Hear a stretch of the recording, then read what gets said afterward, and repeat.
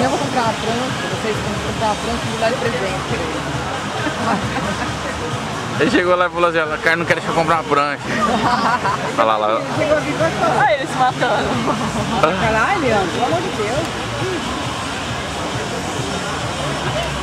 Vai levar depois que ele vai levar embora. Olha, você vê como que for pegar lá, né? Olha lá, né? O pai ainda deu ideia de colocar embaixo, pra ver se ela cabe, coloca embaixo as malas. As malas em cima, é? Dá umas descascadas. As malas que tem no meu carro nem tem roda. Olha lá, ele não consegue pegar.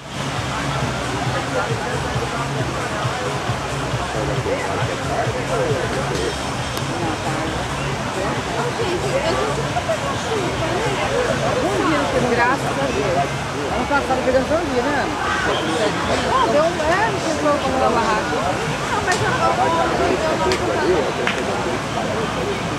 Ontem, gente, eu tava vendo o chapéu, né? A mulher tava no celular, ontem. Para aqui nele. Ah, não.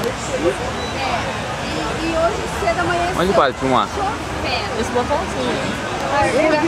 O ano passado.